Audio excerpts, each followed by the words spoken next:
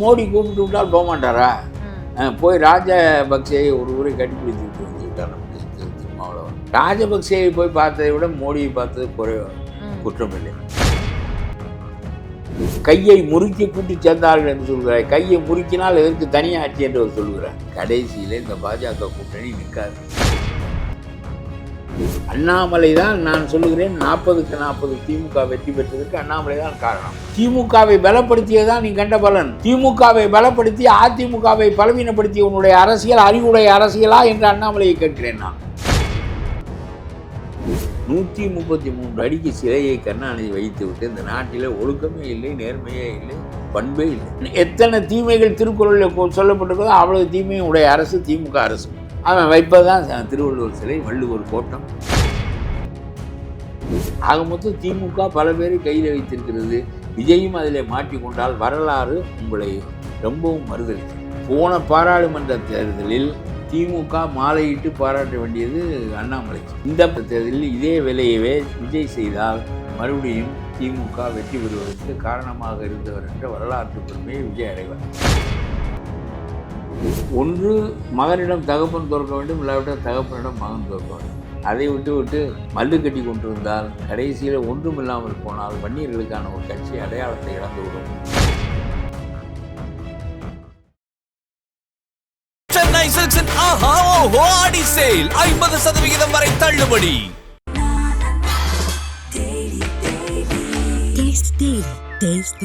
அறுவை சிகிச்சையில் கத்தி என்பது வரலாறு, ரோபோட்டிக் சர்ஜரி என்பது இன்றைய கூறு. தங்கம் புற்றுநோய் சிகிச்சை மையம், நாமக்கல் மற்றும் கான்பூர். நேயர்களுக்கு வணக்கம். நிகழ்ச்சியில் சிறப்பு விருந்தினராக தமிழ்நாடு தன்னுரிமை கழகத்தின் தலைவர் பழக்கருப்பையா இணைந்திருக்கிறார். பேசலாம். வணக்கம் சார். பிரதமர் மோடி தமிழகம் வந்திருந்தார் 2 நாள் சுற்றுப்பயணமாக. பல திட்டங்களையும் துவக்கி வைப்பதற்காக கங்கை கொண்ட சோழபுரத்துக்குலாம் வந்து. சரி, நல்லதுதான். நம்முடைய மன்னர்கள் போற்றப்படுகிறார்கள், நம்முடைய பழைய நாகரிகங்கள் உயர்த்தப்படுகின்றன. அந்த வகையில் சிறந்ததுதான். ஆனால் மோடிக்கு ஒன்று தெரியாது. அதாவது இங்கிருந்து சென்ற மன்னன் வடநாட்டு மனிதர்களுடைய கொட்டத்தை அடக்கியவர்களையெல்லாம் வென்று மிதித்து துவைத்து இவர்களை வென்றதின் அடையாளமாக கங்கையிலிருந்து குடங்களில் நீர்களை கொண்டு வந்து இங்கே ஒரு கோயிலை கட்டி ஒரு ஊரையும் ஏற்படுத்தி அந்த கங்கை நீரால் பெருவுடையாரை அவன் திருமுழுக்காட்டினான் என்றால் அதனுடைய பொருள் வடவேந்தர்களை வென்றதினுடைய அடையாளம் அதுவே தவிர கங்கை கொண்ட சோழபுரம். கங்கையை கொண்டானாம் இவன், கங்கையை வெற்றி கொண்டானாம். வெற்றி கொண்டதனுடைய அடையாளமான சோழபுரம், கங்கை கொண்ட சோழபுரம். சோழபுரம் என்றுதான் ஊருக்கு பெயர். அந்த சோழபுரம் எதன் நினைவாக உருவாக்கப்பட்டது என்றால் வடக்கே இருக்க மன்னர்களின் கொட்டத்தை அடங்கி அந்த தலைவர்களின் கிரீடங்களை சீவி அவன் தலையே சீவி அங்கிருந்து கங்கையை எடுத்து கொண்டு வந்து இங்கே அடையாளமாக வைத்து, கங்கை வெல்லப்பட்டது என்றால் வடவர்கள் வெல்லப்பட்டார்கள் என்பது பொருள். கங்கை கொண்ட சோழபுரம் என்பதற்கு வடவர்களை வெற்றி கொண்ட சோழபுரம். அதை ரொம்ப யோசிச்சார்னா மோடி இங்கே வரமாட்டார். வந்துட்டு சொல்லியிருக்க வரலாற்று சிறப்பு மிக்க நிகழ்வுல கலந்து கொண்டது எனக்கு பெரும் மகிழ்ச்சி. ஆனால் ரொம்ப பெருமைப்படுத்தி சொல்லியிருக்கார். 2 மன்னர்களுக்கு சிலை வைக்கட்டும். ஆனால் எனக்கு இந்த சிலை வைக்கிற கலாச்சாரம் இருக்கிறத 133 அடிக்கு சிலையை கருணாநிதி வைத்து விட்டு இந்த நாட்டில் ஒழுக்கமே இல்லை, நேர்மையே இல்லை, பண்பே இல்லை. 133 அடிக்கு வள்ளுவருக்கு சிலை வைத்தார்கள். நாம் அடையாள அரசியலிலேயே வாழ்கிறோம். வள்ளுவனுக்கு சிலை வைத்து விட்டால், நாம் திருக்குறளை போற்றிவிட்டால், உங்களுடைய உயிர் நூல் அது என்று சொல்லிவிட்டால் தேசிய நூலாக அதை ஆக்கிய தேசிய நூலாக ஆக்கிறேன், தெருவில் போகிறேன். 133 அடிக்கு சிலை வை, தெருவில் வள்ளுவரை பற்றி ஒரு சிலையும் வேண்டாம். நீ தான் கற்பனை செய்து உருவாக்கிய சிலை தானே அது. ஒன்று வேண்டாம். திருக்குறள் கடைப்பிடிப்பதற்காக எழுதப்பட்ட நூல், ஒன்றையாவது கடைப்பிடிக்கிறீர்களா? லஞ்சம், அடித்து கெடுப்பது, எத்தனை தீமைகள் திருக்குறளில் சொல்லப்பட்டிருக்கோ அவ்வளவு தீமையும் உடைய அரசு திமுக அரசு. அவன் வைப்பதுதான் திருவள்ளுவர் சிலை, வள்ளுவர் கோட்டம். நான் சொல்கிறேன், வெறும் பண்பாட்டினுடைய அடையாளமாக என்று சொல்கிறேன். தமிழ்நாட்டிலே வள்ளுவர் வாழ்ந்த காலத்திலே பண்பாட்டின் அடையாளமாக, அறிவின் அடையாளமாக அவர் போற்றப்பட்ட அந்த நூல் நமக்கு பயன்படும், நம்மை மனிதனாக்க பயன்படும் என்று நீங்கள் நினைப்பீர்களா? எல்லாவற்றையும் எங்களுடைய நாகரிகம் உயர்ந்த நாகரிகம் பார்த்தீர்களா? திருவள்ளுவனோட அறிஞன் இங்கே இருக்கிறான், அதை நாங்கள் பெற்றோம். நீ இவன் முட்டாளாக இருப்பான். இவனுடைய வாழ்க்கைக்கு திருவள்ளுவர் கொஞ்சம் பயன்பட மாட்டான். இவன் திருக்குறளையே படிக்க மாட்டான். வைரமுத்து எல்லா குறுக்கு சாட்டுகளும் பண்ணுவார். கருணாநிதியை வைத்து அவ்வளவு பெரும்பணம் திரட்டி விட்டார். அவர் மறைக்கு உரை எழுதுகிறார். எல்லாம் இப்படித்தான். எல்லாம் போற்றினால் போதும். என்னுடைய அப்பன், என்னுடைய பாட்டன், அதுக்கு ஒருத்தன் கிளம்பியிருக்கான். யாரை எடுத்தாலும் என் பாட்டன், என் பெரியப்பன், என் சின்னப்பன், என் மாமே எங்கள் அத்தை முப்பாட்டன் இதெல்லாம் இவருக்கு ரொம்ப நேரடியாக ரத்த சொந்தம் போல. அதாவது இவர் தான் பெரிய தமிழனை முன்னோர்களை கொண்டாடுகின்றவர். எல்லாரும் தான் முன்னோர்களை கொண்டாடுறோம். தமிழனுடைய பண்புகளிலேயே ஒன்று முன்னோர்களை கொண்டாடுவது. 3 இதுதான் உண்டு அவனுக்கு. குலதெய்வத்தை கொண்டாடுவது, முன்னோர்களை கொண்டாடுவது, வணங்குவது, அப்புறம் இதுதான் தமிழனுடைய சைவம் வைணவம், முன்னோர்களை கொண்டாடுதல், குலதெய்வத்தை கொண்டாடுதல். இதுதான் நம்முடைய மகம். ஓகே. இந்த மோடி அவர்கள் கலந்து கொண்ட இந்த விழாவில் திருமாவளவன் அவர்களும் அமர்ந்திருந்தாரு. அதுவும் விமர்சனத்துக்கு அவருடைய தொகுதி அவருடைய தொகுதி என்பது காட்டி அதிமுகவுடைய முன்னாள் அமைச்சர் ராஜேந்திர பாலாஜி சொல்லியிருக்காரு, திருமாவளவன் வந்து அந்த மேடையில் கலந்துகிட்டது ஒரு டிஃப்ரெண்டான ஒரு பார்வையை கொடுத்துருக்கு. அதாவது அந்த கூட்டணிக்கு வருவதற்கான ஒரு வாய்ப்பா அவங்க பாக்குற மாதிரி ஒரு கருத்தை வந்து ஒரு பதிவு பண்ணியிருக்காரு. இங்கிருந்து எதிர்ப்பு கிளம்பியிருக்கு. அப்படியெல்லாம் இல்ல, அந்த பகுதியை மோடியோட ஒரு நெருக்கத்தை ஏற்படுத்திக் கொள்வதற்குரிய நெருக்கத்தை ஏற்படுத்திக் கொள்ளக்கூடிய வாய்ப்பை பயன்படுத்திக் கொள்ள வேண்டியதானே. அதனால இருக்கும். அதெல்லாம் தொகுதி எம்பி என்பதற்காக போயிருப்பார். இருந்தாலும் மோடி கூப்பிட்டு விட்டால் போக மாட்டாரா? போய் ராஜபக்சேயை ஒரு ஊரை கட்டிப்பிடித்து விட்டு வந்து விட்டார் நம்முடைய திருமாவளவன். கருணாநிதி அனுப்பி நீ போ, சும்மா இருக்காத, அவன் தான் உலகத்திலேயே தமிழர்களை கொன்ற தமிழரின் ரத்தத்தில் குடித்த ஒரு பெரிய காட்டேரி, அவனை போய் கண்டு வா என்று மகளை இவரை டிஆர் பாலுவை எல்லாரையும் அனுப்பி வைத்தார். இவர்கள் போய் அவரை கட்டிப்பிடித்து கொண்டார்கள்.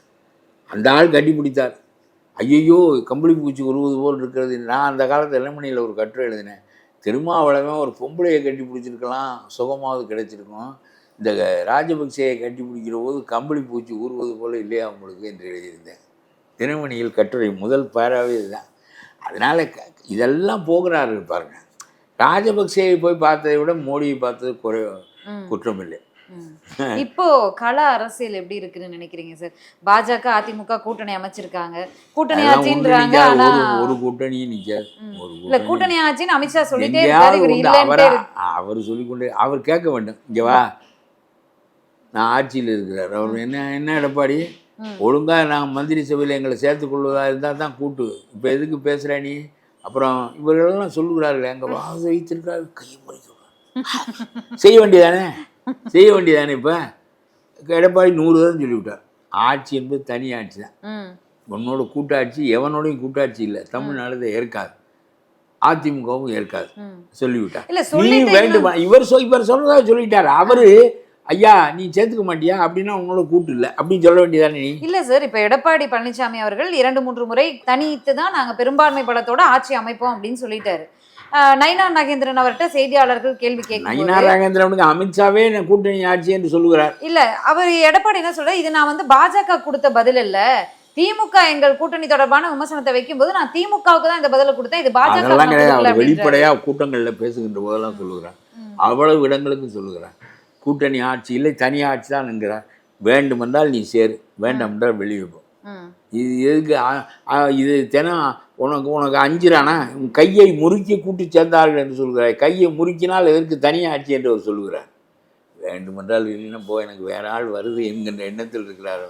கடைசியில இந்த பாஜக கூட்டணி நிற்காது. ஓபிஎஸ் அவர்கள் ஒரு கடிதம் எழுதியிருந்தார், நீங்களும் படிச்சிருப்பீங்கன்னு நினைக்கிறேன், பிரதமர் மோடி அவர்களுக்கு. நீங்க வந்து தமிழகம் வருவதை நான் அறிந்தேன், நீங்க வரும்போது உங்களை வரவேற்பதற்கும் வழி அனுப்பி வைப்பதற்கும் எனக்கு பாக்கியம் கிடைத்தால் அது பெரும் மரியாதையாகவும் பெரும் பாக்கியமாகவும் நினைப்பேன் அப்படின்னு பகிரங்கமா அந்த கடிதத்தை வந்து பிரதமர் அலுவலகத்திற்கு அனுப்பாம மீடியாவுக்கு அனுப்பி மீடியா முழுக்க அது வந்துச்சு.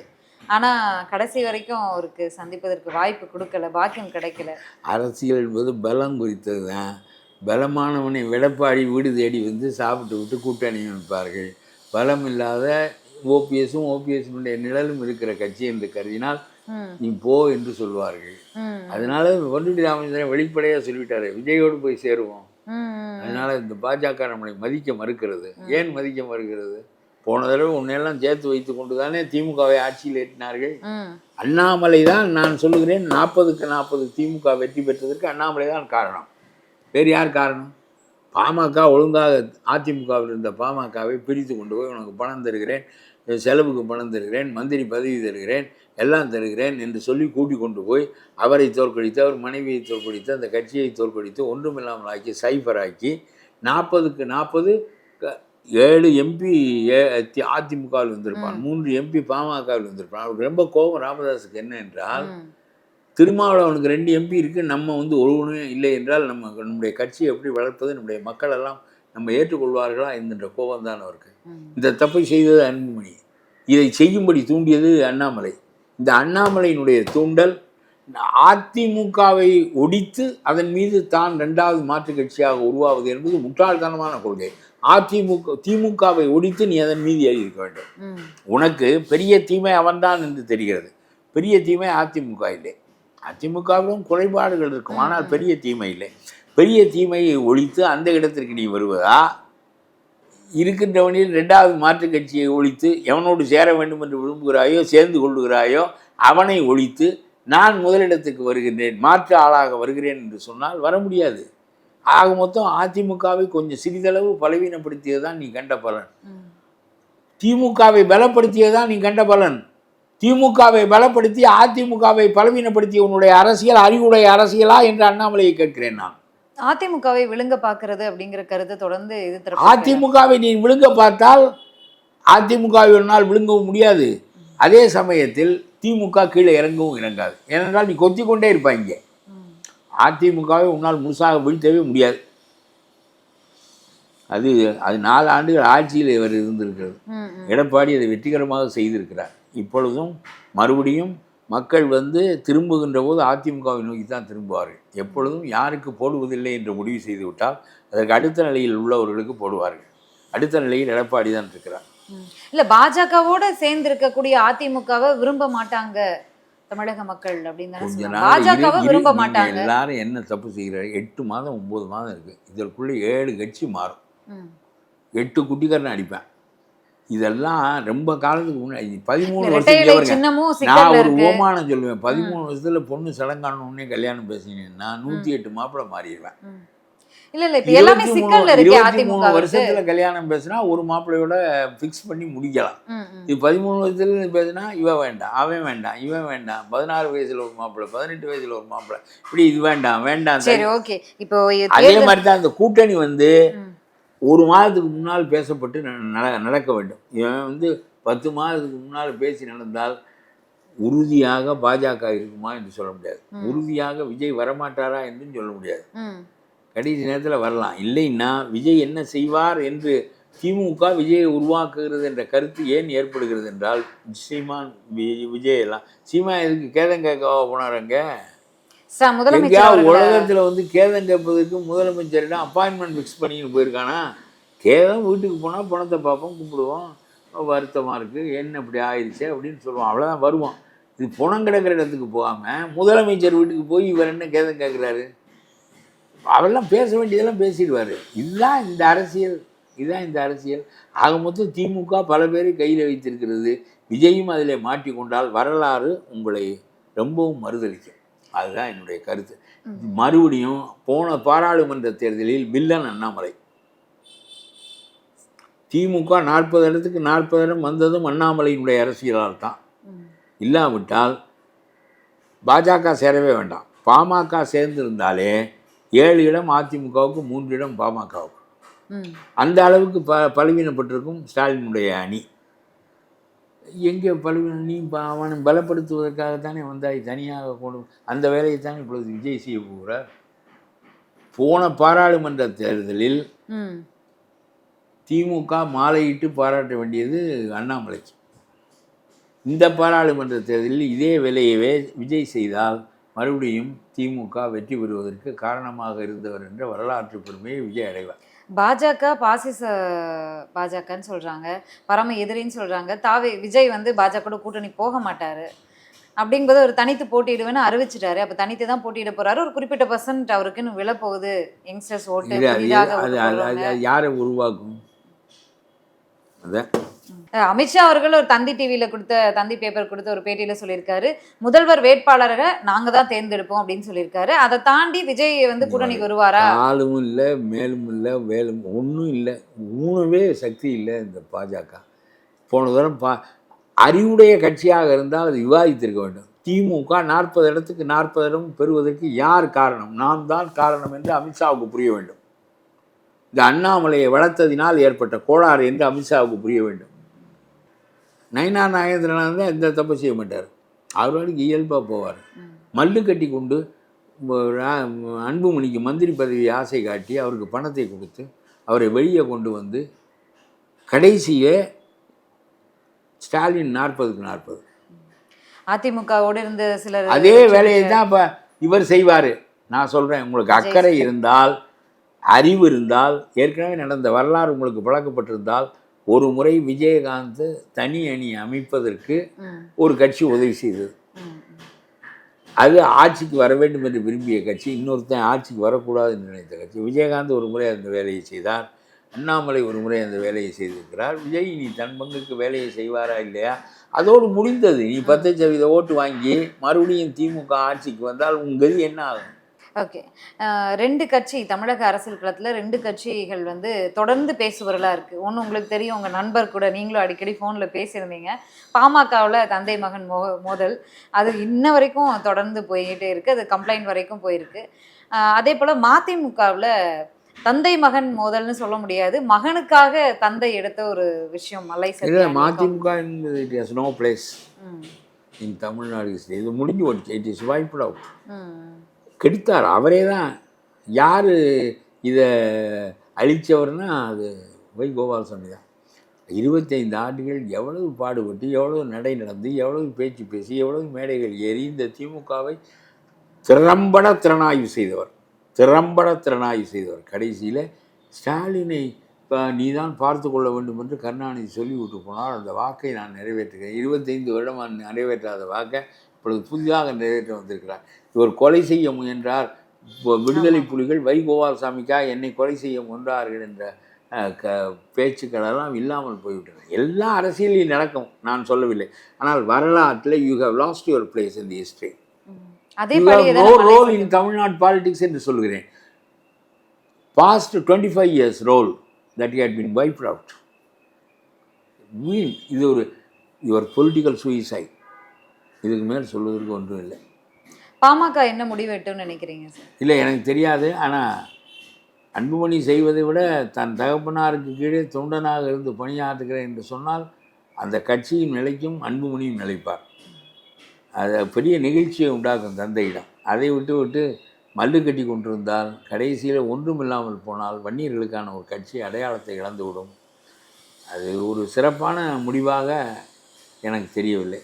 ஒன்று மகனிடம் தகப்பன் தோற்க வேண்டும், இல்லாவிட்டால் தகப்பனிடம் மகன் தோற்க வேண்டும். தகப்பனிடம் மகன் தோற்பது தான் பெருமையை தவிர அதில் மல்லு கட்டுவது பெருமை இல்லை. எத்தனை நடைப்பயணங்கள் போனாலும் ராமதாஸ் உண்டாக்கிய கட்சி, ராமதாஸ் உண்டாக்கிய நோக்கம், ராமதாஸ் உண்டாக்கிய கொடி, ராமதாஸ் உண்டாக்கிய சின்னம் இவைதானே. இல்லை, பெயரை போடக்கூடாதுன்னாரு, பெயரை வந்து அன்று பெயர் இல்லாமல் அறிக்கை கொடுத்தாரு. ஆனால் இன்னைக்கு போகிற இடத்துலலாம் அவருடைய ராமதாசர்களுடைய படத்தோட தான் போஸ்டர்ஸ் இருக்கு, பேனர்ஸ் இருக்கு, வேற என்ன செய்ய எல்லாமே இருக்கு. வேற என்ன செய்ய முடியும்? அதே போல இப்போ வந்து தடை கேட்டிருந்தாரு, இந்த மாதிரி எங்களுடைய பாமகவுடைய கட்சி கொடி சின்னம் இதெல்லாம் பயன்படுத்தக்கூடாதுன்னு. ஆனால் அதை பயன்படுத்தி தான் நடைப்பயணம் போறாரு. அதாவது அவரால் முடியாது, என்னால் முடியும் என்பதற்கு ஒரு புது காரணம் வைத்தால் அவருடைய கட்சி நிற்கும்.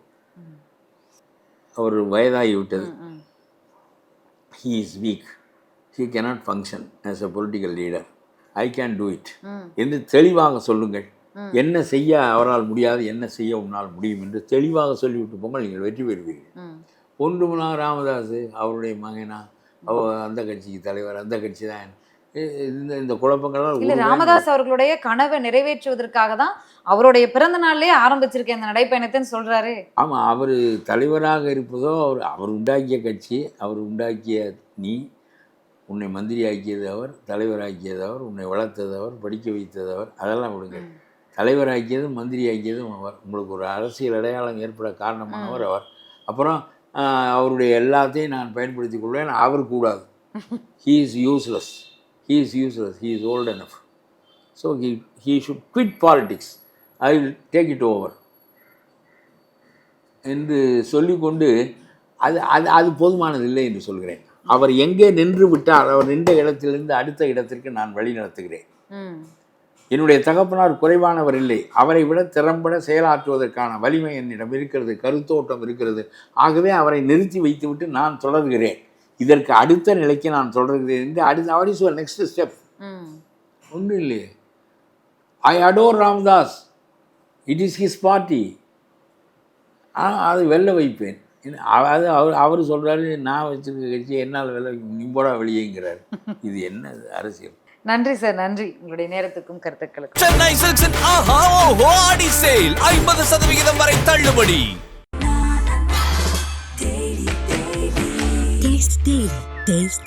அறுவை சிகிச்சையில் கத்தை என்பது வரலாறு, ரோபோட்டிக் சர்ஜரி என்பது இன்றைய கூறு. தங்கம் புற்றுநோய் சிகிச்சை மையம், நாமக்கல் மற்றும் கான்பூர்.